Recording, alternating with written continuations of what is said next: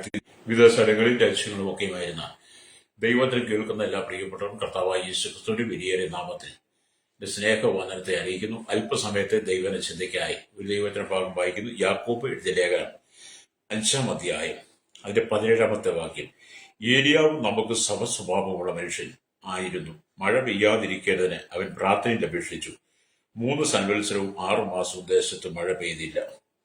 വളരെ അനുഗ്രഹിക്കപ്പെട്ട നല്ല തിരുവെഴുത്താണ്. വളരെ പ്രസംഗിച്ചിട്ടുള്ള, വളരെ ശുശ്രൂഷിച്ചിട്ടുള്ള, വളരെ സന്ദേശം നൽകിയിട്ടുള്ള ഒരു ദൈവത്തിന്റെ ഭാഗമാണ് നമ്മൾ വായിച്ച ദൈവത്തിനം എന്ന് പറയുന്നത്.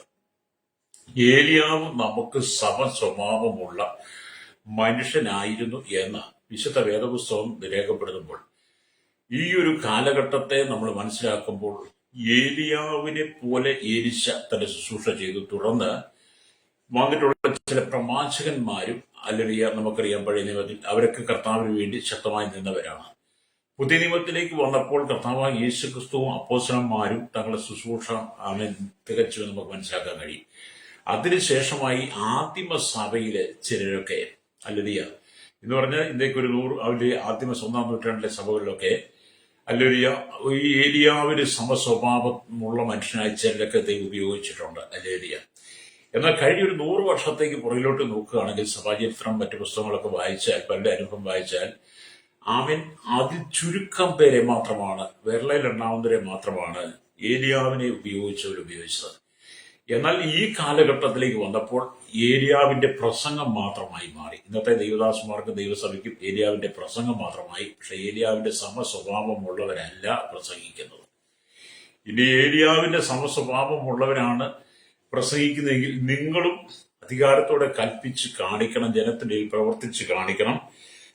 മഴ പെയ്യാതിരിക്കേണ്ടതിന് അവൻ പ്രാർത്ഥനയ്ക്ക് വേണ്ടി അപേക്ഷിച്ചപ്പോൾ 3 സ്ഥലം 6 മാസവും മഴ പെയ്യാതിരുന്നവരെ നിങ്ങളുടെ ശുശ്രൂഷ അത്ഭുതം നടക്കണം.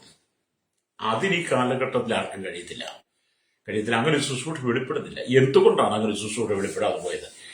മനുഷ്യന്റെ സ്വയത്വവും മനുഷ്യന്റെ അഹങ്കാരവും ഹുങ്കാരവും ദികളവും ദിവ്യാഗ്രഹവും ആർത്തിയും അത്യാർത്തിയും അതുപോലെ തന്നെ മനുഷ്യന്റെ ഇടയിൽ ജാതിയും നിറവും വിദ്യാഭ്യാസവും സൗന്ദര്യവും അവന്റെ സ്ഥാനമാനങ്ങളും പാരമ്പര്യങ്ങളും ഒക്കെ ഉള്ളിൽ കടന്നു വന്ന് കോപത്തോടെ, ശാഠ്യത്തോടെ, ദന്തവൃക്ഷത്തോടെ, ഭിന്നതയോടെ, അസൂയയോടെ, കലക്കത്തോടെ ഏതോ കോപാത്മാവിൽ മനുഷ്യൻ നിറയപ്പെട്ട് ശുശ്രൂഷ തുടങ്ങിക്കഴിഞ്ഞപ്പോൾ, കൂടാതെ രാഷ്ട്രീയത്തിന് വേണ്ടി, അധികാരത്തിന് വേണ്ടി, കസേരയ്ക്ക് വേണ്ടി തമ്മിലടിയും കലഹവും അസഭ്യ വാക്കുകളും നാവുകളെ നിയന്ത്രിക്കാൻ പറ്റാതെ വന്നതും അല്ലെങ്കിൽ സഭയ്ക്കകത്തെ പ്രതിസന്ധികൾ മുഖാന്തരം ഏലിയാവ് നമുക്ക് സമസ്വഭാവമുള്ള മനുഷ്യനായിരുന്നു എന്ന് പറയുമ്പോൾ ദൈവം ഇന്നത്തെ കാലഘട്ടത്തിൽ അങ്ങനെ ഒരു മനുഷ്യൻ സഭയിൽ കാണുന്നില്ല. നമ്മൾ നോക്കിയാലും കാണുന്നില്ല.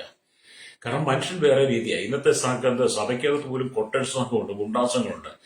രാഷ്ട്രീയം പുറത്തു കിടക്കുന്ന പുറം പറമ്പിൽ കിടക്കുന്ന രാഷ്ട്രീയത്തെ സഭയ്ക്കകത്ത് കൊണ്ടുവന്നു. സഭയ്ക്കകത്ത് രാഷ്ട്രീയം പാടില്ല. ഈ രാഷ്ട്രീയം എന്നൊക്കെ പറഞ്ഞാൽ തമ്മിലടിക്കുന്ന, കലഹിക്കുന്ന, സ്ഥാനമാനങ്ങളും അധികാരങ്ങളും രക്തം ചൊരിയിക്കുന്ന അനുഭവങ്ങളാണ് രാഷ്ട്രീയം. അതെന്തുകൊണ്ടും സഭയ്ക്കകത്ത് കൊണ്ടുവന്നിട്ട് ഈ രാഷ്ട്രീയം കളിക്കുന്ന ഈ കൊട്ടേഷൻ ഗുണ്ടാസങ്ങൾക്ക് നേതൃത്വം കൊടുക്കുന്നവരാണ് ഫുൾപിറ്റി കയറുന്ന പ്രസംഗിക്കുന്നത്. എന്നിട്ട് അവർ പറയുന്നത് ഞങ്ങൾ ഏരിയാവിന് സമസ്വഭാവമുള്ളവരായിരുന്നു. ശരിയാ, നിങ്ങൾ നിങ്ങളുടെ നെറ്റിയിൽ എഴുതി വെക്കണം. അതൊക്കെ മറ്റുള്ളവർ വായിച്ച് പഠിക്കാൻ വേണ്ടി നിങ്ങൾ ഏരിയാവിന്റെ സമസ്വഭാവമുള്ള മനുഷ്യനാണ്. എന്നെ കേൾക്കുന്ന പ്ലേസിൽ പെന്തക്കോസ് എന്നൊക്കെ പറഞ്ഞ ലജ്ജിക്കാനല്ല, പെന്തക്കോസ് എന്നൊക്കെ പറഞ്ഞ അഭിമാനത്തോടെ നിൽക്കാനാണ്. നമ്മളൊരു മതമല്ലല്ലോ. ഒരു മതമായിരുന്നെങ്കിൽ നമുക്ക് മതത്തിന്റെ ചട്ടക്കൂട്ടിലൊക്കെ നിന്നുകൊണ്ട് നമുക്ക് എന്തോ വിളിച്ചു പറയാം. നമ്മൾ ക്രിസ്തുവിന്റെ ശിഷ്യരാണ്, അല്ലെ? നമുക്ക് മതം വീടില്ല. നമ്മൾ ക്രിസ്തുവിന്റെ ശിഷ്യർ, ക്രിസ്തുവിനെ അനുഗമിക്കുന്നവർ, ക്രിസ്തുവിനെ മറ്റുള്ളവർക്ക് പരിചയപ്പെടുത്തി കൊടുക്കുന്നവരാണ്. അങ്ങനെ ക്രിസ്തുവിനെ മറ്റുള്ളവർക്ക് പരിചയപ്പെടുത്തി കൊടുക്കുമ്പോൾ നമ്മൾ ഏലിയാവിന് സമസ്വഭാവമുള്ളവനായിരിക്കണം. ഏലിയാവിന്റെ ശുശ്രൂഷ വെളിപ്പെടണം. അല്ലേ? ഏലിയാവ് പറഞ്ഞപ്പോൾ തീയിറങ്ങി ഏലിയാവിന്റെ പ്രാർത്ഥനയ്ക്കകത്ത്. നിങ്ങൾ ഇന്ന് വരെ നിങ്ങളുടെ പെന്തക്കോസ്റ്റ് ജീവിത, വിശ്വാസ ജീവിതം, ക്രൈസ്തവ വിശ്വാസം, നിങ്ങൾ ഇന്ന് വരെ ക്രൈസ്തവ പുരോഹിതന്മാരും ഒക്കെ ഞാൻ ചോദിക്കട്ടെ, നിങ്ങളുടെ വിശ്വാസ പ്രാർത്ഥനയ്ക്കകത്ത് ഇന്ന് വരെ ഒരു തീപ്പൊരി ഇറക്കാൻ പറ്റിയിട്ടുണ്ടോ? നിങ്ങൾക്ക് ഇറക്കാൻ കഴിഞ്ഞിട്ടില്ല. എന്തുകൊണ്ടാണ്? അത്രമാത്രം സഭ ലോകത്തിലേക്ക് ഇറങ്ങിപ്പോയി. വിശുദ്ധി നഷ്ടപ്പെട്ടു പോയി. ഏലിയാവ് എന്നൊക്കെ പറഞ്ഞാൽ വിശുദ്ധിയിൽ നിന്ന ദൈവഭക്തനാണ്. അതുകൊണ്ടാണ് ദൈവം ഏലിയാവിന്റെ പ്രാർത്ഥനയ്ക്ക് അപ്പോൾ തന്നെ മറുപടി കൊടുത്തുകൊണ്ടിരുന്നത്. ഇന്ന് അനേക വിശ്വാസികളുടെ പ്രശ്നം എന്താണ്? അവർക്ക് കരുത്തായിട്ട് പ്രാർത്ഥിക്കുന്നത് എങ്ങനെയെന്നറിയുന്നില്ല. തകർന്നിരിക്കുന്ന, വിഷമിച്ചിരിക്കുന്ന, സങ്കടപ്പെട്ടിരിക്കുന്ന വ്യക്തിക്ക് ആത്മധൈര്യം പകർന്നു കൊടുത്ത് അവനെ പ്രാർത്ഥനയുടെ ആത്മാവിലേക്ക് മടക്കിക്കൊണ്ടുവരുവാൻ കഴിയുന്ന ഒരു അനുഭവം ദൈവസഭയ്ക്ക് നഷ്ടപ്പെട്ടു. മനസ്സിനെ നിയന്ത്രിക്കാൻ കഴിയുന്നില്ല, നാവിനെ നിയന്ത്രിപ്പാൻ കഴിയുന്നില്ല, അല്ലെങ്കിൽ ചിന്തകളെ നിയന്ത്രിപ്പാൻ കഴിയുന്നില്ല. അവരുടെ പ്രാർത്ഥന എന്തൊക്കെയോ ജൽപ്പനം പോലെ എന്തൊക്കെയോ പറഞ്ഞ് പ്രാർത്ഥിക്കുക. ചിലർ ഉറങ്ങും, ചിലർ ഉറങ്ങാതെ പ്രാർത്ഥിക്കും, ചിലർ പ്രാർത്ഥിക്കുമ്പോൾ ഒന്നും തിരിയത്തില്ല. പിന്നെ പ്രാർത്ഥിക്കുന്ന വിഷയത്തിന്റെ അടിസ്ഥാനം മാറിപ്പോകും. അങ്ങനെ വ്യത്യസ്തമായ മനുഷ്യന്റെ ചിന്താമണ്ഡലങ്ങൾക്കകത്ത് സാത്താൻ തന്ത്രങ്ങളെ കൊണ്ടുവന്ന് കഴിഞ്ഞപ്പോൾ ഏലിയാവിന്റെ പ്രാർത്ഥനയ്ക്ക് മധ്യേ അത്ഭുതം നടന്നതുപോലെ ഇന്നത്തെ പ്രാർത്ഥനയ്ക്കകത്ത് അത്ഭുതം നടക്കുന്നില്ല. ഹല്ലേലൂയ. അവിടെ പ്രാർത്ഥന എന്ന് പറയുന്ന അതിൽ ആരുടെ കുത്തകയാക്കി മാറ്റാതെ, അല്ലെങ്കിൽ പ്രാർത്ഥന എന്ന് പറയുന്നത് അല്ലെങ്കിൽ അത് ദൈവത്തോടുള്ളതാണ്, സ്വർഗത്തിലേക്ക് ആ പ്രാർത്ഥന എത്തണം എന്നുള്ള ആ ഒരു ഉറപ്പിന്റെ ധൈര്യത്തിൽ തന്നെ ജഡത്തിലെ ആത്മാവിലെ സകല കൺവെർഷനിലേക്ക് ദൈവഭയത്തിൽ വിശുദ്ധയെ തിരിക്കണം. Praise the lord. ജഡത്തിലെ ആത്മാവിലെ സകല കൺവെർഷനും നീക്കണമെങ്കിൽ നീ ആദ്യം നിന്റെ സഹോദരനെ സ്നേഹിക്കണം. ഹല്ലേലൂയ. നിന്റെ ഇടയനുമായിട്ട് അടുത്ത ബന്ധം പുലർത്തണം. സഭാവിശ്വാസികളുമായിട്ട് അടുത്ത ബന്ധം പുലർത്തണം. സഭയ്ക്കകത്ത് വിവിധ ഭാഷകളിൽ നിന്നും ജാതികളിൽ നിന്നും ഗോത്രങ്ങളിൽ നിന്നും വംശങ്ങളിൽ നിന്നും അല്ലെങ്കിൽ വലിയ കൂട്ടം ജനം കടന്നു വരും. അവരെ ഒരുപോലെ കാണുവാൻ കഴിയണം. അച്ചായനെ അമ്മാമ്മയും വേർതിരിച്ച് എലിയ അവ ഇങ്ങനെ ആർക്കും നീ വലിയ സ്ഥാനമാനങ്ങൾ കൊടുത്ത് അവരെ നീ പോക്കരുത്. ഇന്നത്തെ കാലഘട്ടത്തിൽ എന്ത് ഏരിയാവിന്റെ സമസ്വഭാവമുള്ള ദൈവദാസന്മാരെ കയറുന്ന പണമുള്ളവരെ പോക്കും. ഏരിയാവതൊന്നും ചെയ്തില്ല. ഏരിയാവിന് വേണമെങ്കിൽ ആഹാബ് രാജാവിന്റെ കൊട്ടാരത്തിൽ വന്ന് രാജാവിനെ വേണേൽ പൊക്കി പറയുകയൊക്കെ ചെയ്യാമായിരുന്നു. എന്റെ ഇന്നത്തെ ദിവസന്മാര് പറയുന്ന പോലെ കൊട്ടാരം കണ്ടു കഴിഞ്ഞപ്പം ആമയെന്ന് വേണമെങ്കിൽ സ്തോത്ര ഏരിയാവിന്റെ ഒരു അതിനകത്തൊരു കണ്ണൊക്കെ വന്നിട്ട് വല്ലതും കിട്ടുമെന്നുള്ള പ്രതീക്ഷ വേണമെങ്കിൽ ഏരിയാവിന് ആഹാബിനെ പൊക്കിയൊക്കെ പറയാം. പക്ഷെ ഏരിയാവ് അത് ചെയ്തില്ല. ഏരിയാവിന്റെ ശുശ്രൂഷ വേറെയാ. ആഹാബ് രാജാവിന്റെ കൊട്ടാരത്തിൽ വന്നിട്ട് ഏരിയാവ് പറഞ്ഞൊരു കാര്യമുണ്ട്. എന്താ? 1 രാജാക്കന്മാരുടെ പുസ്തകം 17-ാം അധ്യായം അതിന്റെ 1-ാമത്തെ വാക്യം. എന്നാൽ ഗിലെയാദിലെ തിസ്ബിനായ ഏലിയാവ് ആഹാബിനോട്, ഞാൻ സേവിച്ചു നിൽക്കുന്ന ഇസ്രായേലിന്റെ ദൈവമായ യഹോവയാണ്, ഞാൻ പറഞ്ഞല്ലാതെ ഈ ആണ്ടുകളിൽ മഞ്ഞും മഴയും ഉണ്ടാകുകയില്ല എന്ന് പറഞ്ഞു. പിന്നെ അവന് യഹോവയുടെ അരുളപ്പാടുണ്ടായത്. നീ നമ്മളോട് ചിന്തിച്ചു നോക്കി, ആഹാബ് രാജാവിന്റെ കൊട്ടാരത്തിൽ വന്ന് ഇത്രമാത്രം അധികാരത്തോടെ ഞാൻ പറഞ്ഞിട്ടല്ലാതെ ഈ ആണ്ടിൽ മഞ്ഞും മഴയും ഉണ്ടാകുകയില്ല എന്ന് പറഞ്ഞത് മുഖാന്തരം എന്ത് ചെയ്തു? 3 വർഷവും അല്ലെങ്കിൽ 3 സംവത്സരവും 6 മാസവും മഴയെ അടച്ചു കളഞ്ഞ ഒരു പ്രവാചകൻ. നിങ്ങളുടെ പ്രാർത്ഥനയില് ഒരു തലവേദനയെങ്കിലും സൗഖ്യം കൊടുക്കാൻ പറ്റുന്നുണ്ടോ? കാരണം ഏലിയാവിന്റെ സ്വഭാവത്തിലുള്ള ഏലിയാവിന്റെ സമകാലികരായ ശുശ്രൂഷ നഷ്ടപ്പെട്ടു പോയി. ഇന്നത്തെ കാലഘട്ടത്തിൽ വെളിപ്പെടുന്നില്ല. പക്ഷെ ദൈവം തിരിച്ചു തരാൻ ആഗ്രഹിക്കുക. അതിനുവേണ്ടി ദൈവം ചിലരെ തിരയുന്നു. സ്തോത്രം. ഹല്ലേലൂയ.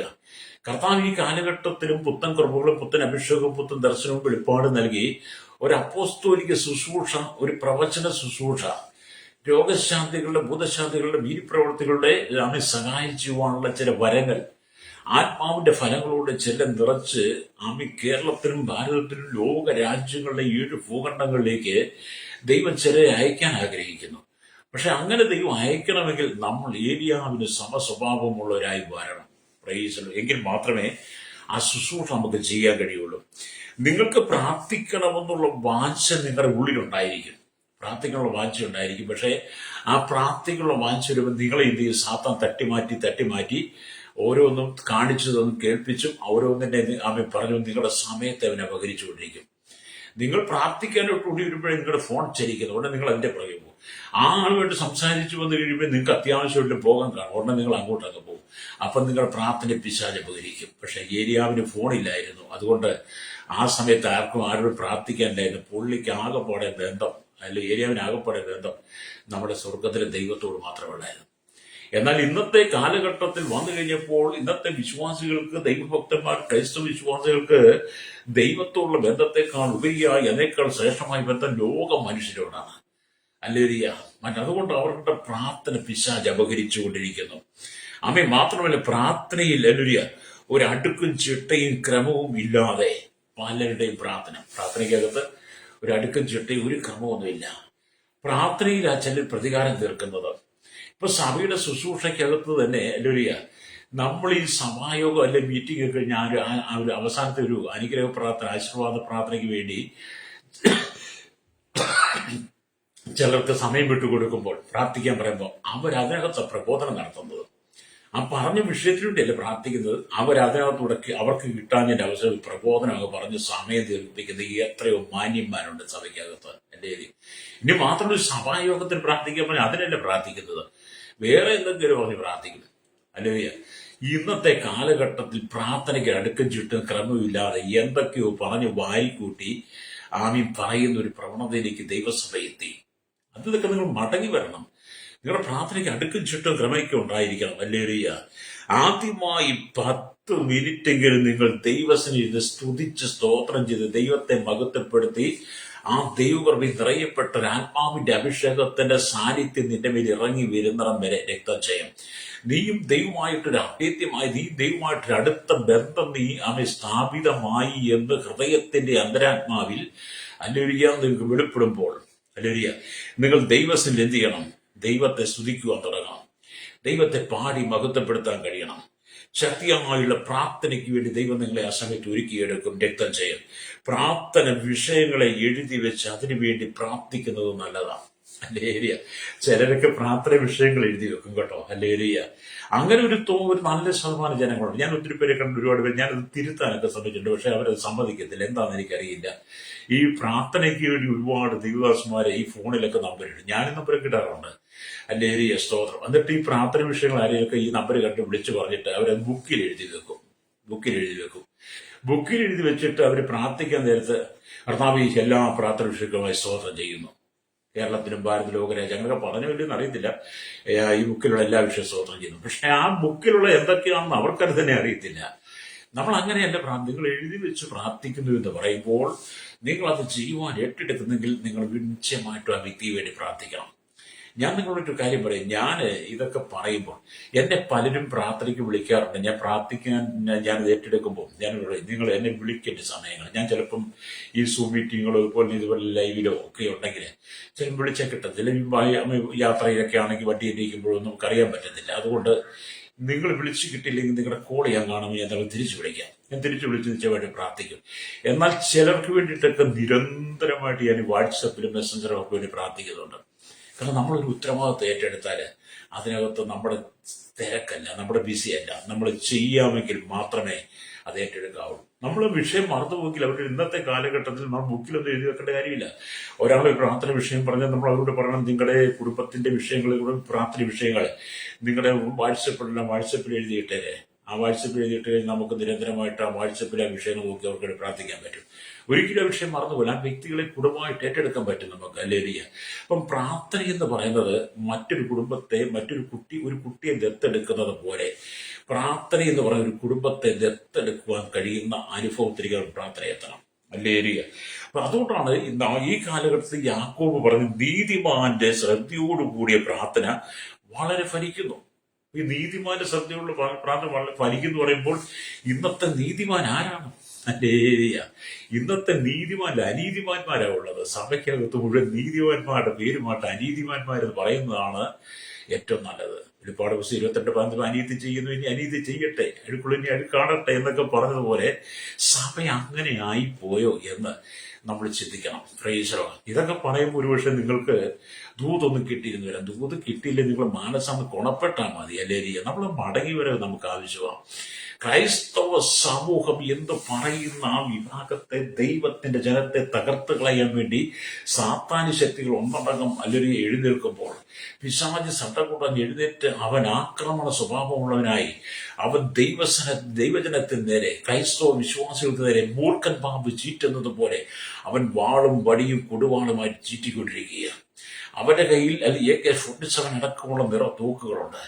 അവനിങ്ങനെ കറുത്ത വേഷം ധരിച്ച്, മുഖംപൊടിയൊക്കെ ധരിച്ച്, തടിമിഴ കെട്ടുകയൊക്കെ കെട്ടി അവനിങ്ങനെ മസിൽ പൗറുമായിട്ട് ദൈവമക്കളെ, ക്രൈസ്തവ സമൂഹത്തെ പിടിച്ചത് കൈ പുറകോട്ട് കെട്ടി നിറത്തൂക്കിനെ കൊണ്ട് വെക്കുന്ന മൂർഖന്മാർ, സർപ്പസന്തതികൾ രംഗത്ത് വന്നുകൊണ്ടിരിക്കുക. അതിനെന്നറിയിൽ നിങ്ങൾ ഏലിയാവിനെ പോലെ പ്രാർത്ഥിക്കാൻ തയ്യാറാകണം.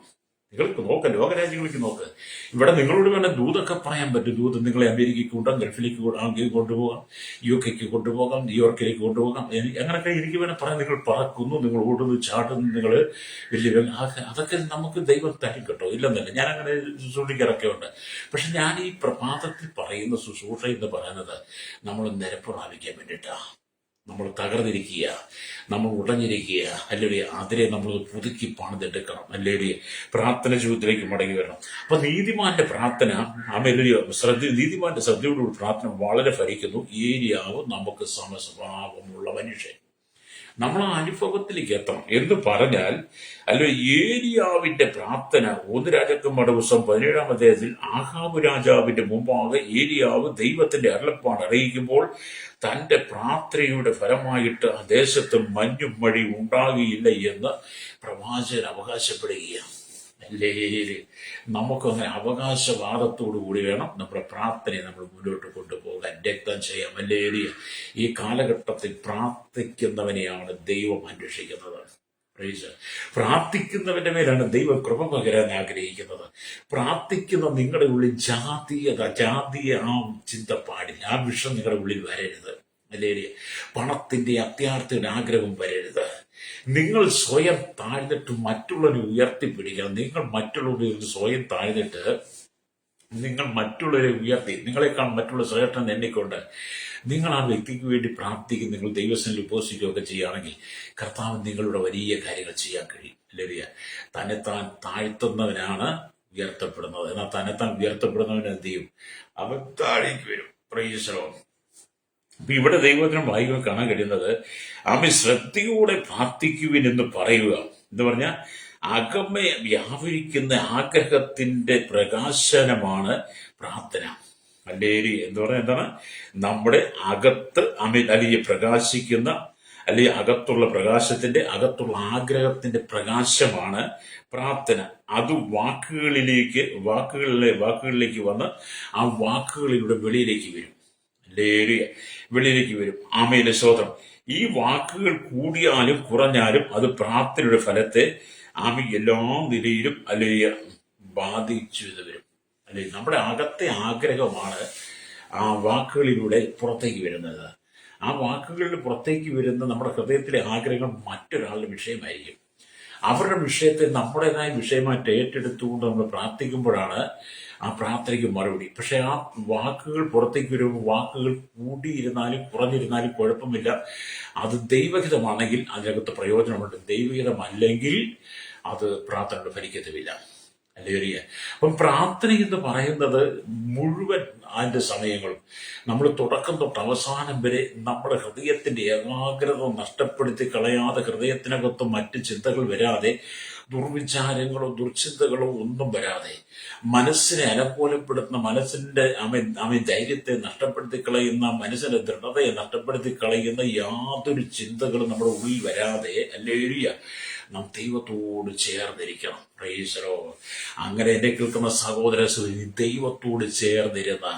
ദൈവത്തോട് ചേർന്ന് വിശുദ്ധിയോടെ ചേർന്നിരുന്ന ഏലിയാവ് നമുക്ക് സമസ്വഭാവമുള്ള മനുഷ്യനായിരുന്നുവെങ്കിൽ, ഏലിയാവിന്റെ വാക്കുകൾക്ക് മുമ്പിൽ ദൈവം ആകാശം അടച്ചതെങ്കിൽ, നിന്റെ ഹൃദയത്തിന്റെ ആഗ്രഹങ്ങളെ ഹല്ലേലൂയ നീ ദൈവത്തോട് പറയുമ്പോൾ, ഹല്ലേലൂയ ആ നിന്റെ ഹൃദയത്തിന്റെ ആഗ്രഹങ്ങൾ വാക്കുകളായി പുറത്തേക്ക് വരുമ്പോൾ ആ വിഷയത്തിനകത്ത് ദൈവം പ്രവർത്തിക്കും.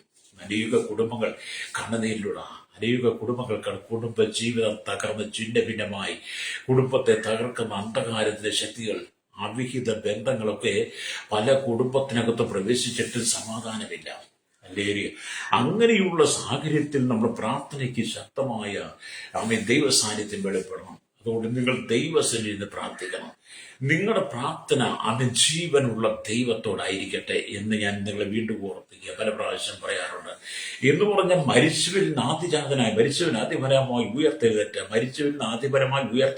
ഒരുവൻ മാത്രം. ഈ ലോകത്ത് മരിച്ചവൻ ആരും ഉയർത്തെഴുന്നേറ്റിട്ട് പിന്നെ അവർ മരിച്ചു പോയവരാ. എന്നാൽ മരിച്ചിട്ട് ഉയർത്തെഴുന്നേറ്റ് പിന്നെ മരിക്കാതെ, മരിച്ചിട്ട് ഉയർത്തെഴുന്നേറ്റ് പിതാവിന്റെ വലത്ത് ഭാഗത്ത് ഇന്നും നമുക്ക് വേണ്ടി ജീവനോടെ മധ്യസ്ഥ ചെയ്യുന്ന ഒരുവനുണ്ടെങ്കിൽ അത് കർത്താവായ യേശുക്രിസ്തു മാത്രമാണ്. അതുകൊണ്ട് നിങ്ങളുടെ പ്രാർത്ഥന ആരോടായിരിക്കണം? യേശുക്രിസ്തുവിനോടായിരിക്കണം. ഹല്ലേലൂയ. അപ്പൊ ഇവിടെ നാം ദൈവത്തിന്റെ വചനം വായിക്കുമ്പോൾ നമുക്ക് മനസ്സിലാക്കാൻ കഴിയുന്നത്, ഒരു വൈദ്യുതി ദീപത്തെ ഒരു നിലയിലും ആർക്കും അണയ്ക്കാൻ കഴിയത്തില്ല. ഒരു കത്തി നിൽക്കുന്ന ബൾബിനെ ആർക്കെങ്കിലും അണയ്ക്കാൻ കഴിയുമോ? അടയ്ക്കാൻ കഴിയില്ല. കാരണം അതിന്റെ സ്വിച്ച് ഓഫ് ആക്കിയാൽ തന്നെയാണ്. എന്നാലും മറ്റൊരു മാർഗം, ഒരു സ്വിച്ച് ഉണ്ടല്ലോ അത്. അല്ലാതെ നമുക്ക് ആ തെളിഞ്ഞു നിൽക്കുന്ന ബൾബിനെ ഊതിക്കെടുത്താനോ വെള്ളം ഒഴിച്ചു കെടുത്താനോ മറ്റെന്തെങ്കിലും നമ്മുടെ ബുദ്ധി കൊണ്ടല്ല ആ പ്രകാശത്തെ കെടുത്താൻ കഴിയത്തില്ല. അതിന് അതിന്റെ നിയന്ത്രണമുണ്ട്. എന്ന് പറഞ്ഞ് നിങ്ങളുടെ ഉള്ളിൽ പ്രകാശിക്കുന്ന പ്രാർത്ഥനയുടെ അനുഭവത്തെ മറ്റാരും നിർത്തിക്കളയരുത്. മറ്റ് പ്രലോഭനങ്ങൾ കൊണ്ട് നിങ്ങളുടെ ഉള്ളിൽ പ്രാർത്ഥനയുടെ പ്രകാശം നിന്നു പോകരുത്. കത്തി നിൽക്കുന്ന ബൾബിനെ നമുക്ക് അണയ്ക്കുവാൻ കഴിയാത്തതുപോലെ തന്നെ നിങ്ങളുടെ ഉള്ളിൽ നിറഞ്ഞു നിൽക്കുന്ന പ്രാർത്ഥനയുടെ അനുഭവത്തെ, ഏലിയാവിനുള്ളിൽ ശക്തമായി പ്രാർത്ഥനയുടെ പ്രകാശം ഉണ്ടായിരുന്നു. ഒരു ഏലിയാവിന്റെ ഉള്ളിൽ പ്രാർത്ഥന പ്രകാശം ഈ ലോകത്തിൽ 1000 ബൾബുകൾ കത്തി നിൽക്കുന്നതിനെ കത്തി ജ്വലിച്ച് പ്രകാശം കൊടുക്കുന്നതിനേക്കാൾ വലിയ പ്രകാശമായിരുന്നു ഏലിയാവിന്റെ ഹൃദയത്തിനകത്തെ പ്രാർത്ഥന. അല്ലേ ഏലിയ? നമ്മുടെ ഏലിയാവിന്റെ പ്രാർത്ഥനയെ കുറിച്ച് പ്രസംഗിക്കാറുണ്ട്. ഞാനൊന്നുകൂടെ പറയട്ടെ. ഭൂമിയിലെ 1000 ബൾബുകൾ എന്ന് പറഞ്ഞാൽ ഇനിയിപ്പോൾ 500 വാട്ടിന്റെയോ 1000 വാട്ടിന്റെയോ ഒക്കെ നിങ്ങൾ കൊണ്ടു കൂട്ടും. നമ്മളെ വീട്ടിലെ 9 വാട്ടിന്റെ 10 വാട്ടൊക്കെയാണ് ഉപയോഗിക്കുന്നത്. ഇനി ഈ വലിയ വലിയ വലിയ കാൽച്ച് വലിയ ലൈറ്റുകളുണ്ട്. അങ്ങനെ ഒരു 10,000 വാട്ടിന്റെ 1000 ബൾബുകൾ കത്തി നിന്ന് പ്രകാശിക്കുന്നതിനേക്കാൾ വലിയ പ്രകാശമായിരുന്നു ഏലിയാവിന്റെ ഹൃദയത്തിലെ പ്രാർത്ഥന പ്രകാശം. ഹല്ലേലൂയ.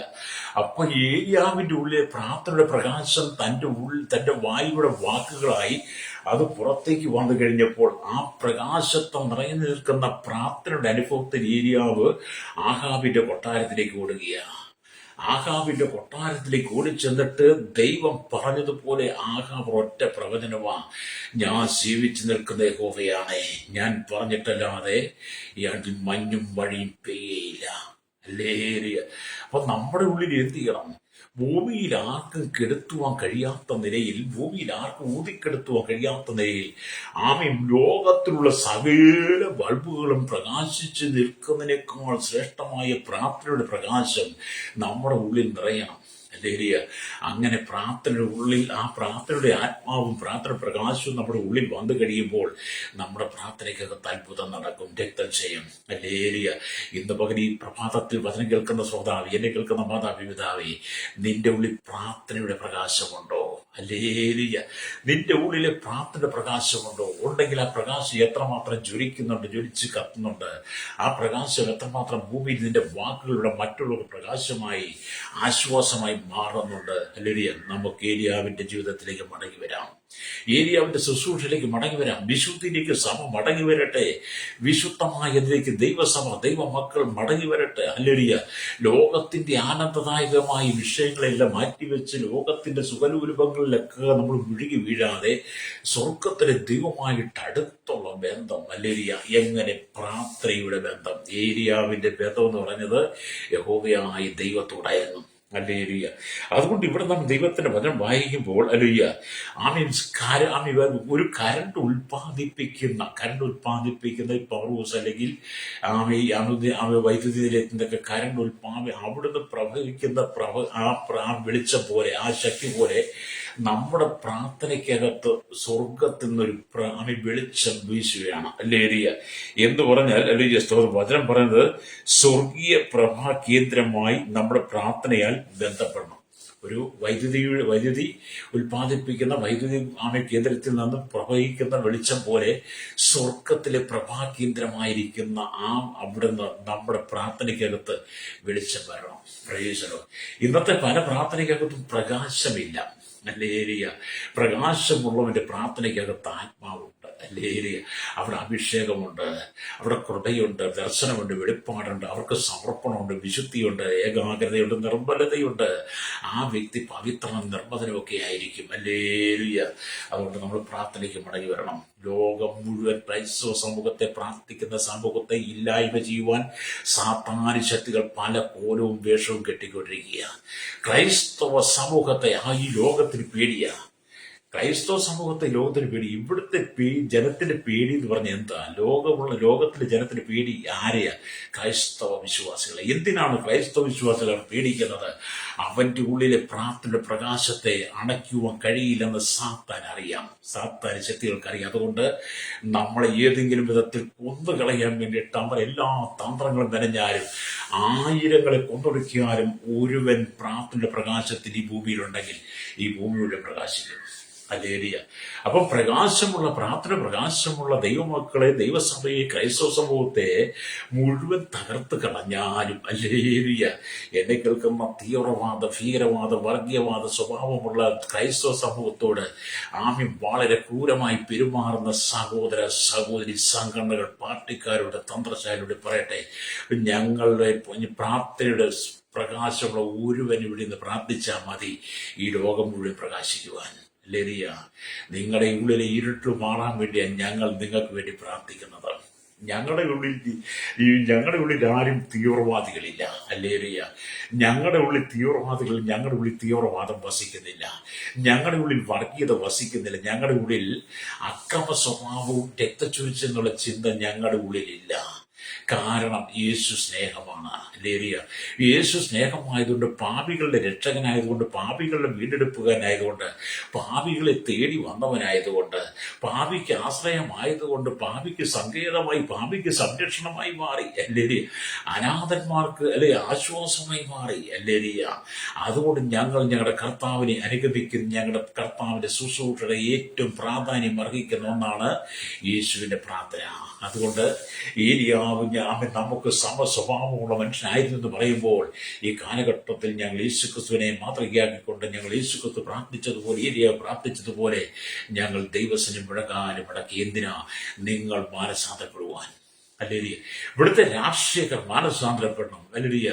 ഇവിടുത്തെ ജാതികൾ ഇവിടുത്തെ അധികാരികൾ മാനസാന്തരപ്പെടണം. വർഗീയ തീവ്രവാദ സ്വഭാവമുള്ള ഭീകരവാദികളേക്കും മാനസാന്തരപ്പെടണം. ഹല്ലേലൂയ. നിങ്ങൾ നശിക്കാൻ വേണ്ടി അല്ല പ്രാർത്ഥിക്കുന്നത്, നിങ്ങൾ ആത്മരക്ഷ പ്രാപിക്കാൻ വേണ്ടിയിട്ടാണ്. എന്ന് പറഞ്ഞാൽ ഈ ലോക രാജ്യത്തിനകത്ത് വസിക്കുന്ന 800 കോടിയിലധികം ജനത്തിൽ അവസാനമായി അവസാനമുള്ള ഒരുത്തൻ വരെ രക്ഷിക്കപ്പെട്ട് സ്നാനപ്പെട്ട് ദൈവസഭയ്ക്ക് വരുന്ന വരെ ഞങ്ങൾ പ്രാർത്ഥിച്ചുകൊണ്ടിരിക്കും. ഈ ലോകരാജ്യങ്ങൾക്കകത്ത് 800 കോടി കണക്ക് പറയല്ലേ, അതിൽ അവസാനത്തെ വ്യക്തി വരെ രക്ഷിക്കുക. അവന്റെ ഉള്ളിൽ ക്രിസ്തു ഉരുവാകുന്നിടം വരെ, അവൻ ക്രിസ്തുവിനെ അറിയുന്നിടം വരെ, അവൻ ക്രിസ്തുവിൽ വിശ്വസിക്കുന്നിടം വരെ, അവൻ ക്രിസ്തുവിന്റെ വീണ്ടെടുപ്പ് പ്രാപിക്കുന്നവരിടം വരെ, അവൻ ദൈവരാജ്യത്തിന് മകനായി മകളായി തീരുന്നിടം വരെ ഞങ്ങൾ പ്രാർത്ഥനയിൽ പ്രകാശിച്ചുകൊണ്ടിരിക്കും. ഹല്ലേലൂയ. അവരുടെ ഈ കാലഘട്ടത്തിൽ ഏലിയാവിനെ പോലെ നമുക്ക് പ്രാർത്ഥനയ്ക്ക് മടങ്ങി വരണം. നമ്മുടെ ബുദ്ധിയില്ലാത്ത പ്രാർത്ഥനയാകരുത്. നമ്മുടെ പ്രാർത്ഥനയിൽ ബുദ്ധിയില്ലാത്ത പ്രാർത്ഥനയാകരുത്. അതുകൊണ്ടാണ് ഏലിയാവിനെ ചൂണ്ടിക്കാണിക്കുന്നത്. ആ പ്രാർത്ഥനയ്ക്ക് ഏലിയാവിനെ ഉത്സാഹപ്പെടുത്തി ദൈവത്തിൽ അവൻ വെച്ചിരുന്ന അവന്റെ പ്രത്യാശയായിരുന്നു. ഏലിയാവിനെ അങ്ങനെ പ്രാർത്ഥിക്കുവാൻ ബലപ്പെടുന്നത് അവൻ ദൈവത്തിലുണ്ടായിരുന്ന അവന്റെ വിശ്വാസമാണ്, അവന്റെ ഭക്തിയാണ്. ദൈവത്തിലുള്ള ആശ്രയമായിരുന്നു ഏലിയാവ് അത്ര പ്രാർത്ഥിച്ചത്. ഹല്ലേലൂയ. അവൻ ദൈവജനങ്ങളായി ഇസ്രായേലിൽ ബാൽവിഗ്രഹങ്ങളെ ആരാധിച്ചുകൊണ്ടിരുന്നു. യഹോവയായി ദൈവം തന്റെ ജീവനുള്ള ദൈവം എന്ന് നിരൂപിക്കേണ്ട സ്ഥാനത്ത് അവർ ബാലിന്റെ ദേവന്മാരെ, അശേരയുടെ ദേവന്മാരെ അവർ ആരാധിച്ചുകൊണ്ടിരുന്നു. അല്ലെങ്കിൽ അതുകൊണ്ട് എന്ത് ചെയ്തു? ഏലിയാവിന്റെ തന്നെ ജീവനുള്ള ദൈവം അവർ തിരിച്ചറിയാൻ വേണ്ടിയിട്ട് ഏലിയാവിന്റെ ഹൃദയത്തിലെ ദാഹമായിരുന്നു പ്രാർത്ഥന. ബാലിന്റെ അശേരയുടെ പ്രതിഷ്ഠകൾ, ബാലിന്റെ അശേരയുടെ പ്രവാചകന്മാർ സ്തോത്രം ദൈവത്തെ അറിയാതെ, ദൈവത്തെ അറിഞ്ഞിട്ട് അവനെ ദൈവം ഓർത്ത് ദൈവത്തിന് മഹത്വം കൊടുക്കാതെ മാനുഷികമായ സങ്കല്പങ്ങൾക്കനുസരിച്ച് ലോകത്തിന്റെ ഇമ്പങ്ങൾ മുഴുകി അവർ ലോകപ്രകാരം പ്രാർത്ഥിച്ചപ്പോൾ ഏലിയാവിന്റെ ദൈവം അതാണ് യഥാർത്ഥത്തിൽ സത്യദൈവം അറിയിക്കാൻ വേണ്ടി ഏലിയാവിന്റെ ഹൃദയത്തിലെ ചൂടേറിയ ദാഹമായിരുന്നു തന്റെ ഉള്ളിലെ പ്രാർത്ഥന. അപ്പം മനുഷ്യർക്ക് ഐശ്വര്യവും ഫലപുഷ്ടവുമായ സമ്പത്തുകളും ഇരുന്നാൽ അവർക്ക് ദൈവത്തെ അന്വേഷിക്കാൻ സമയമില്ല. മനുഷ്യർക്ക് ഇഷ്ടംപോലെ സമ്പത്തും പണവും ആരോഗ്യവും ഇഷ്ടംപോലെ എല്ലാം ഉണ്ടെങ്കിൽ അവന് ദൈവത്തെ അന്വേഷിക്കാൻ കഴിയത്തില്ല. അവൻ ദൈവത്തെ അറിയില്ല. അവന്റെ പണത്തിലായിരിക്കും അവന്റെ ആശ്രയം മുഴുവൻ. ഇപ്പം നമുക്ക് നോക്കിയാൽ ഈ നാട്ടിലൊക്കെ ഒന്നുമില്ലാതെ തെണ്ടിത്തിരിഞ്ഞ് നടന്നവരൊക്കെ നിങ്ങൾ തിരിച്ചടിക്കരുത് കേട്ടോ. ഞാൻ ഒത്തിരി പേര് ഉദാഹരണം പറയാം. അങ്ങനെ നടന്നവരൊക്കെ അവസാനം കുറച്ച് കഴിയുമ്പോൾ എന്ത് ചെയ്യുമെന്ന് പറയുമോ, വിദേശത്തേക്ക് പോകും. വിദേശത്ത് കടന്നുപോയി അവിടെ ചെന്ന് പണിയൊക്കെ ചെയ്ത് ജോലിയൊക്കെ കിട്ടിക്കഴിഞ്ഞു, അവരധ്വാനിച്ചല്ലോ ജോലി കിട്ടിക്കഴിഞ്ഞു. പിന്നെ അവരെന്ത് വെള്ളത്തിനടി, മദ്യത്തിനടിമയാണ്. പിന്നെ അവരുടെ തലച്ചൂട്ടായി, അവരുടെ കയ്യിലായി, പോക്കറ്റിലായി, അവരുടെ ഫ്രിഡ്ജിലായി. പിന്നെ അവർ പറയുന്ന ചില വാലും തലയില്ലാത്ത വാക്കുകൾ കാണും. ഞങ്ങളെന്തോ പുള്ളിയാണ് എന്ന് പറഞ്ഞ് ഇവരിവിടുന്ന് കരഞ്ഞു വിളിച്ചു പോയവനാ. ഇവിടുന്ന് കരഞ്ഞു വിളിച്ചു പോയി. 10 പുത്തം കണ്ടു കഴിഞ്ഞപ്പോഴത്തേന് അവൻ പ്രാർത്ഥന നഷ്ടപ്പെട്ടു പോയി. അല്ലേ? ഇപ്പൊ എന്തൊക്കെയാണെന്ന് പറഞ്ഞ് മനുഷ്യന് മുമ്പ് സ്വയം രാജാവാകാൻ ശ്രമിക്കുന്ന ഒത്തിരി ഒത്തിരി ഒത്തിരി ഒത്തിരി ആളുകളുണ്ട്. പക്ഷെ ഏലിയാവ് അങ്ങനൊന്നും അല്ലായിരുന്നു. ഏലിയാവ് എന്ന് പറയുന്ന വ്യക്തി തൻ്റെ ഉള്ളിലെ പ്രാർത്ഥനയുടെ ദാഹം, ഏലിയാവിനുള്ളിലെ പ്രാർത്ഥനയുടെ ദാഹമാണ് അഹാബ് രാജാവിന്റെ കൊട്ടാരത്തിൽ ചങ്കുറ്റത്തോടെ ചെന്ന് പറഞ്ഞത്, ഞാൻ പറഞ്ഞിട്ടല്ലാതെ ഈ ആണ്ടിൽ മഞ്ഞും മഴയും പെയ്യയില്ല. പ്രാർത്ഥിക്കുന്നവന് ധൈര്യം ഉണ്ടായിരിക്കണം, പ്രാർത്ഥിക്കുന്നവന് ചങ്കൂറ്റം ഉണ്ടായിരിക്കണം. ഏത് ഉന്നതന്റെ മുമ്പിലും ഏത് ശത്രുവിന്റെ മുമ്പിൽ ചങ്ക് വിരിച്ചു തന്ന ദൈവകൽപ്പന, ദൈവത്തിന്റെ അള്ളപ്പാടുകൾ വിളിച്ച് പറയുന്നവനായിരിക്കണം യഥാർത്ഥ ഭക്തൻ. അവനാണ് ഏലിയാവിനെ പോലെ പ്രകാശിക്കത്തുള്ളൂ. അല്ലേലൂയ. അതുകൊണ്ട് എന്നെ കേൾക്കുന്ന നമ്മുടെ സ്നേഹിത, ആമേ സ്തോത്രം, വെള്ളമില്ലാതെ പോയാൽ, ഭൂമിയിൽ വെള്ളമില്ലാതെ പോയാൽ ഈ സ്ഥിതി എന്തായിരിക്കും? ഭൂമി മുഴുവൻ വരണ്ടുണങ്ങിപ്പോവും. മനുഷ്യന്റെ നാവ് വരണ്ടുണങ്ങി മനുഷ്യൻ മരണത്തിലേക്ക് നയിക്കും. അല്ലെങ്കിൽ എന്ന് പറഞ്ഞാൽ മനുസ്തോത്രം, എന്നിട്ടും മനുഷ്യൻ ദൈവത്തെ അറിയുന്നില്ല. അല്ലേരിയ 3.5 വർഷം അല്ലെങ്കിൽ മഴ പെയ്യാതെ, മഞ്ഞും മഴയില്ലാതെ ആ കാലഘട്ടത്തിൽ അന്നത്തെ ജനം എത്രമാത്രം കഷ്ടം കിടന്നു. അതുകൊണ്ടാണല്ലോ നമ്മൾ അല്ലെങ്കിൽ 1 രാജാക്കന്മാരുടെ പുസ്തകം 18-ാം അധ്യായത്തിൽ വരുമ്പോൾ ബാലിന്റെ ദേവന്മാരും ബാലിന്റെ ദേവന്മാരെ ദേവന്മാരുടെ പ്രാർത്ഥന, അവരോട് രാവിലെ തൊട്ടുച്ച വരെ അവർ നൃത്തം ചെയ്ത് സ്തുതിച്ച് അവരുടെ ദേവന്മാരെ മഹത്വപ്പെടുത്തി അവരുടെ ശരീരത്തെ മുഴുവൻ മുറിവേൽപ്പിച്ചിട്ട് എന്ത് ചെയ്തു? അവരുടെ പ്രാർത്ഥനയ്ക്ക് മറുപടി കിട്ടിയില്ല. അല്ലേ? കാരണം പ്രാർത്ഥനയുടെ ആത്മാവ് അവർക്കില്ല. അത് നമ്മളിന്ന് വായിക്കണമെങ്കിൽ സ്തോത്രം അല്ലയ്യ. ഈ സ്തോത്രം അല്ലേ 1 രാജാക്കന്മാരുടെ പുസ്തകം അല്ലേരിയ ഏലിയാവിന്റെ പ്രാർത്ഥന നമുക്ക് കാണാൻ കഴിയും 18-ാം അധ്യായത്തിൽ.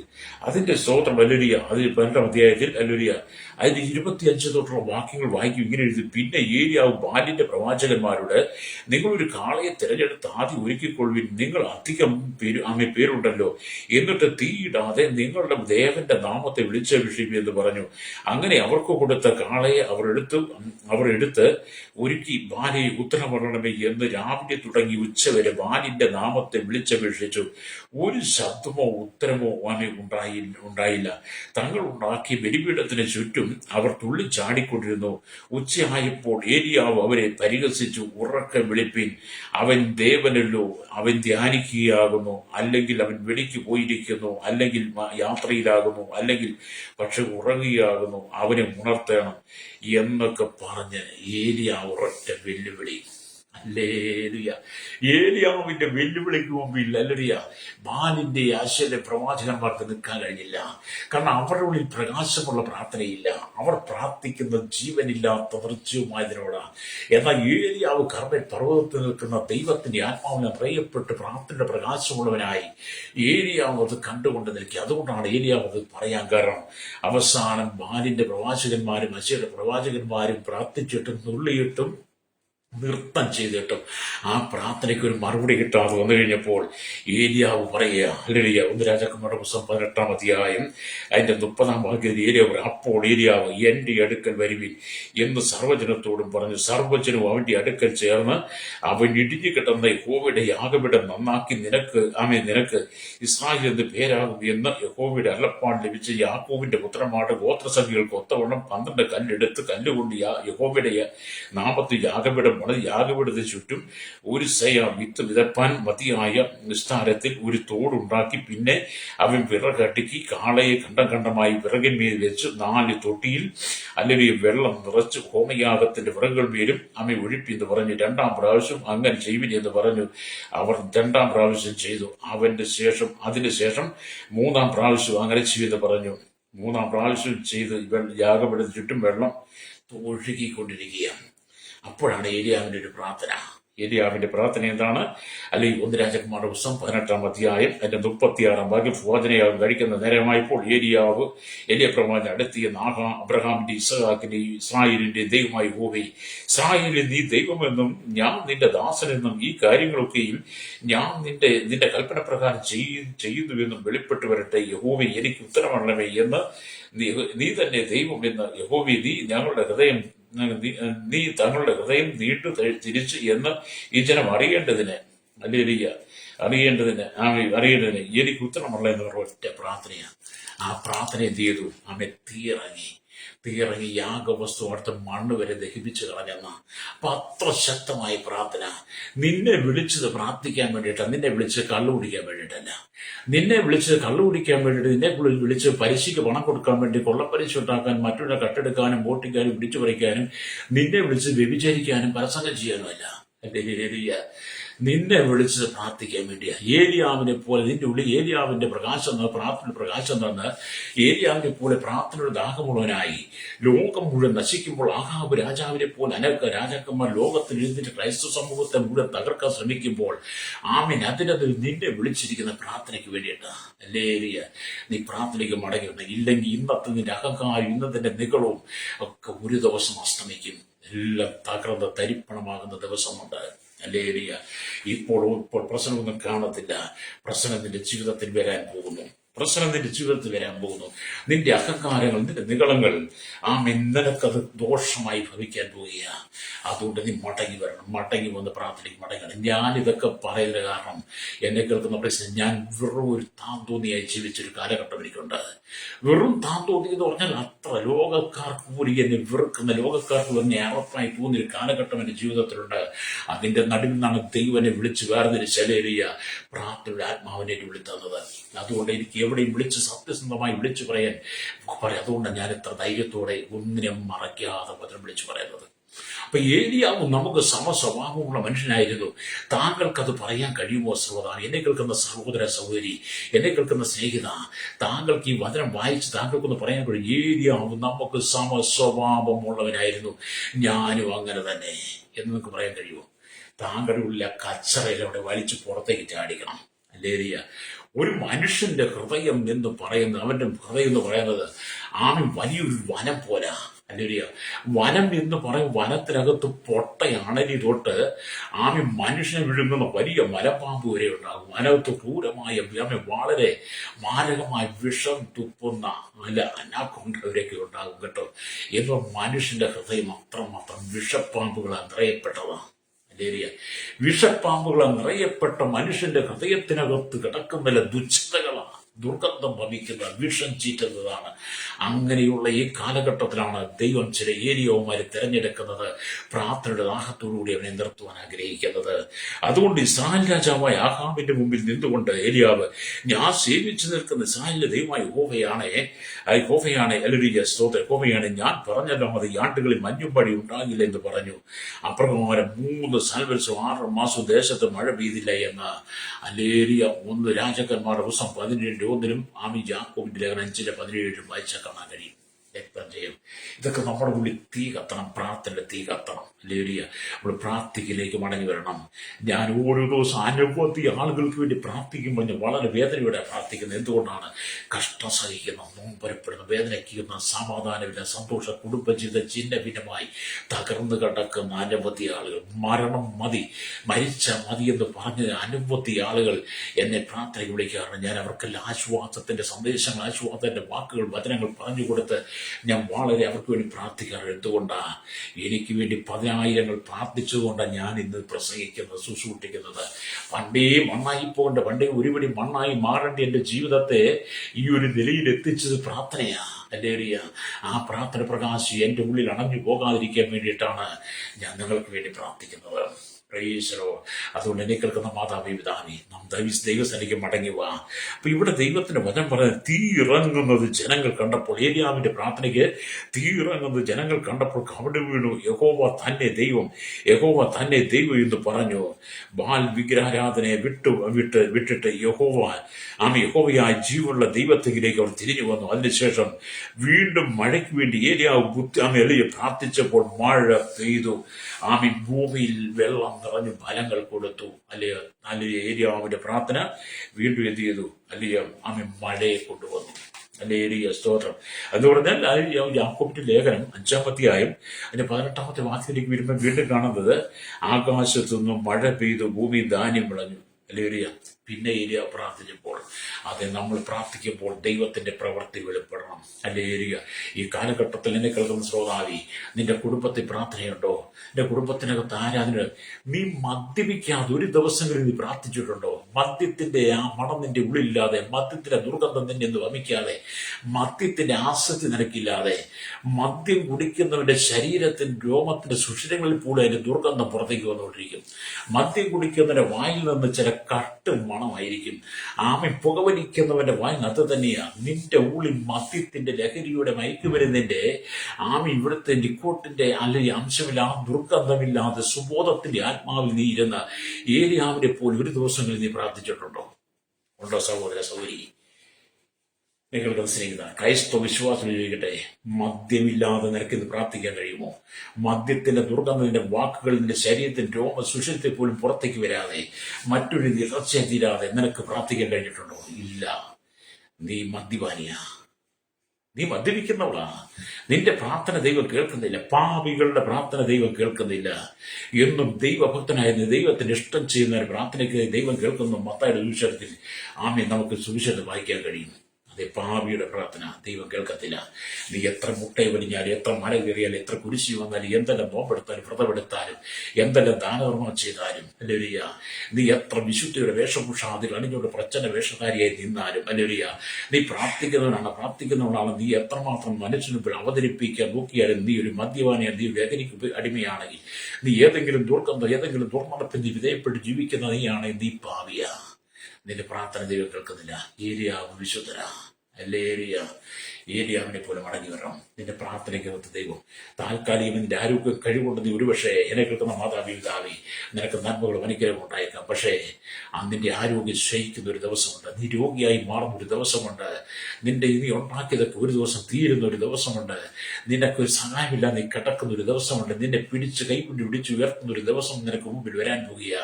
പക്ഷേ കഷ്ടത്തിലേക്ക് നീ പോകുന്നതിനൊപ്പം നീ മടങ്ങി വരണം പ്രാർത്ഥനയ്ക്ക്. പ്രൈസലോൺ എന്നൊക്കെ വേണ്ടി പ്രാർത്ഥിക്കാൻ പോവുകയാണ്. എന്താണ് വായിച്ചത്? അല്ലെങ്കിൽ ഏലിയാവ് നമുക്ക് സമസ്വഭാവമുള്ള മനുഷ്യനായിരുന്നു. മഴ പെയ്യാതിരിക്കേണ്ടതിന് അവൻ പ്രാർത്ഥനയിൽ അപേക്ഷിച്ച് 6 മാസം ദേശത്ത് മഴ പെയ്തില്ല. പ്രാർത്ഥന പ്രകാശത്തിന്റെ ഉള്ളിൽ ഉണ്ടാകട്ടെ, പ്രാർത്ഥന ആത്മാവ് ഉണ്ടാകട്ടെ. സ്വർഗീയ പ്രഭയുള്ള സ്വർഗത്തിൽ നിന്ന് പ്രാർത്ഥനയുടെ പ്രകാശം നിന്റെ ഹൃദയത്തിൽ വരട്ടെ. നീ മറ്റുള്ളവർക്ക് വേണ്ടി പ്രാർത്ഥിക്കുക. നിനക്ക് വേണ്ടി പ്രാർത്ഥിക്കുമ്പോൾ തന്നെ നീ മറ്റുള്ള ആത്മഭാരം കൂടി ക്രൈസ്തവ പുരോഹിതങ്ങൾ, കന്യാസ്ത്രീമാർ, ക്രൈസ്തവ വിശ്വാസികൾ, ദൈവദാസിദാസന്മാർ, ക്രൈസ്തവ ജനത്തെ ഒന്നടങ്കം കശാപ്പ് ചെയ്ത് രക്തപ്പുഴയെടുക്കുന്ന രക്തക്കളമൊടുക്കുന്ന രാക്ഷസ സ്വഭാവമുള്ള അനവധി ആളുകൾ ലോകരാജ്യങ്ങളിൽ തലമുയർത്തിക്കൊണ്ടിരിക്കുക. അതിന്റെ നടുവ് ഏലിയാവിനെ പോലെ പ്രാർത്ഥനയ്ക്ക് മടങ്ങി വരാം. കണ്ണുകളടച്ചാട്ട് പരിശുദ്ധ ഞങ്ങളുടെ നല്ല ദൈവമേ, സ്വർഗ്ഗീയ പിതാവേ, അനുഗ്രഹിക്കപ്പെട്ട നല്ല സമയത്തിനായി വചനം കേട്ടുകൊണ്ടിരിക്കുന്ന കേരളത്തിൽ, ഭാരതത്തിൽ, ലോകരാജ്യങ്ങളുടെ 800 കോടിയിലധികം ജനത്തിനായി ഞങ്ങൾ ദൈവത്തോട് ജനത്തിന് മാനസാന്തരം കൊടുക്കണമേ. ഏലിയാവിനെ പോലെ പ്രാർത്ഥനയുടെ അനുഭവത്തിലേക്ക് ഏത് ഉന്നതന്റെ മുമ്പിലും തലകുടിക്കാതെ പ്രാർത്ഥിക്കുവാൻ, തെറ്റുകൾ ചൂണ്ടിക്കാണിക്കുവാൻ, കൽപ്പനകൾ പുറപ്പെടുവിക്കും പോലെ പ്രാർത്ഥനയുടെ ആത്മാവിൽ ജനത്തെ നിറയ്ക്കണമേ. പാപത്തിന് ശാപത്തിൽ വീണ്ടെടുക്കാൻ അനുബന്ധിയ മദ്യത്തിലേക്ക് അടിമപ്പെട്ട് കിടക്കുന്ന ജനങ്ങൾ, ശൈശവത്തിൽ, ബാല്യത്തിൽ, കൗമാരി, യുവനത്തിൽ, വാർത്തത്തിൽ, ഞാൻ വൃദ്ധരക്ഷണ യാചർ, ഓർഫനേജോടെ തടവറയിലായിരിക്കുന്ന ജനത്തിനായി ലോകരാജ്യ രാഷ്ട്രതലം, രാജാക്കന്മാർ, പ്രധാനമന്ത്രി, ഗവർണർ, പട്ടാള മേധാവികൾ, ഗോത്രങ്ങളെ, ദ്വീപുകളെ, ആദിവാസി ട്രൈബൽ മേഖലയായിരിക്കുന്ന എല്ലാ ക്രമസമാധാന പാലകരെയും, നിയമനിർമ്മാണ രംഗത്തിന് ജുഡീഷ്യറി, എല്ലാം ഞങ്ങൾ ലോക രാജ്യങ്ങൾ സകല ജനത്തെ ഏൽപ്പിച്ച് പ്രാർത്ഥിക്കുന്നു. ഈ ജനം മടങ്ങി വരട്ടെ. രക്തചൂചിന് മാറ്റിവെച്ച് ഏലിയാവ് നമുക്ക് സമസ്വഭാവമുള്ള മനുഷ്യനായിരുന്നു പറഞ്ഞുകൊണ്ട് അനുഭവത്തിലേക്ക് പ്രാർത്ഥന പ്രകാശമുള്ളവരായി ജനം തീരണം. സകലമുഖത്തോട് യേശുവിന്റെ നാമത്തിൽ തന്നെ ആമേൻ.